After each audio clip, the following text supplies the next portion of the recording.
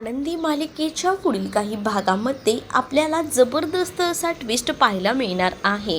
आता सगळ्या आरोपांखाली युगंधरला अटक होणार। तेच आता आनंदीने कशा पद्धतीने विद्याधरच्या सगळ्या पापाचा पाडा जो आहे तो पोलिसांसमोर वाचताच आता युगंधरची या सगळ्यातून कशी सुटका होणार हेच आपण या भागामध्ये पाहणार आहोत। त्यामुळे व्हिडिओ शेवटपर्यंत नक्कीच बघा।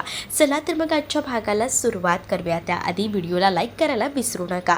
तर इकडे आता युगंधरनेच विद्याधरच्या गाडीमध्ये बॉम्ब ठेवलेला असतो याबद्दलचे सगळे पुरावे आता पोलिसांच्या हाती लागलेले असतात आणि त्यामुळेच ना आता युगंधरला तर टेन्शन असतं, कारण या सगळ्यामध्ये त्यांनी आनंदीला न्याय मिळवून देण्यासाठी हे सगळं काही केलेलंच होतं, पण आता या सगळ्यामध्ये तो पुरता अडकलेला होता।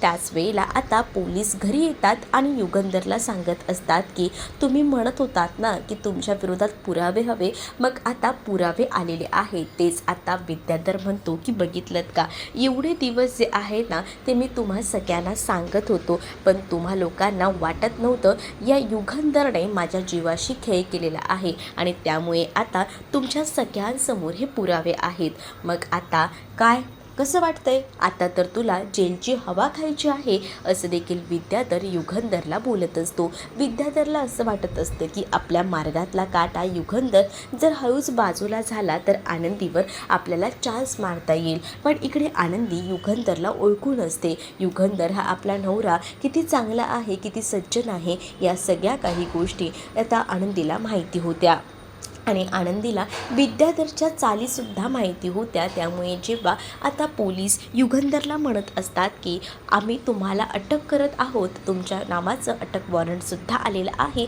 आणि असं बोलून आता युगंधरच्या हातामध्ये बेड्या ठोकणार। तेच आता आनंदी पोलिसांना थांबवते आणि आनंदी पोलिसांना म्हणत असते की तुम्ही जे काही करताय ते चुकीचं करताय। तुम्ही आतापर्यंत एकच बाजू ओळखली आहे, ती म्हणजे तुम्हाला पुरावे भेटलेत, पण हे सगळं काही युगंधर म्हणजेच मोठ्या मालकांनी का केलं तुम्हाला माहीत नसेल, पण त्याचं उत्तर मी तुम्हाला देते। या सगळ्या काही गोष्टींना साहेबांनी फक्त माझ्यासाठी केल्या।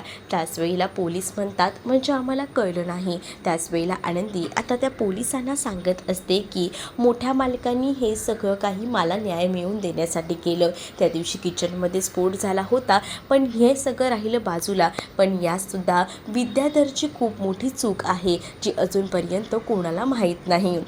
हे जे विद्याधर आहेत ना त्यांनी माझ्यावर बऱ्याचदा जबरदस्ती करण्याचा प्रयत्न केला आहे।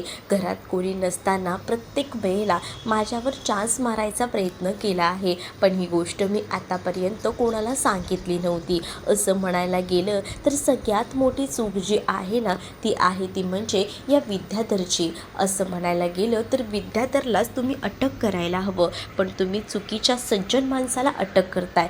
तुम्ही विचार करा ना, एखाद्याच्या बायकोवर जर असे घाणेरडे आरोप केले जात असतील, तिच्या अंगावर जर कोणी हात टाकत असेल तर त्या नवऱ्याने काय करायला हवं? तो नवरा असाच रागवून काहीतरी करेल ना, तसंच मोठ्या मालकांनी केलेलं आहे। असं जेव्हा आता इकडे असणारी आनंदी सांगते तेव्हा मात्र आता पोलीस विद्याधरकडे रागातच पाहत असतात आणि मग विद्याधरला म्हणतात की या सगळ्यामध्ये युगंधर साहेबांची काही चूक आहे असं मला वाटत नाही।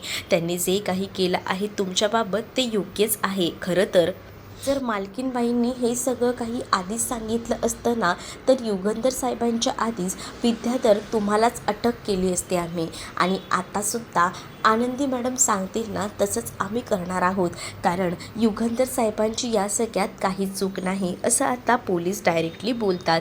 आणि मग आता आनंदीने अगदीच हुशारीने ना पोलीस जेव्हा युगंधरला घेऊन जात असतात तेव्हा विद्याधरचं सगळं सत्य समोर आणून विद्याधरच्या जोरात कानाखाली सुद्धा वाजवलेली असते आणि युगंधरला आता खऱ्या अर्थानं तिने या सगळ्यातून सुखरूपपणे बाहेर काढलेलं असतं। आणि तेव्हाच ना विद्याधर मात्र आता आनंदीकडे रागातच पाहत असतो। ते शिल्पाला मात्र या सगळ्याचा खूप मोठा धक्का बसतो। तर तुम्हाला हा भाग कसा वाटलाय कमेंटमध्ये नक्कीच सांगा आणि अशाच नवनवीन भागांसाठी आपल्या चॅनलला सबस्क्राईब नक्कीच करा।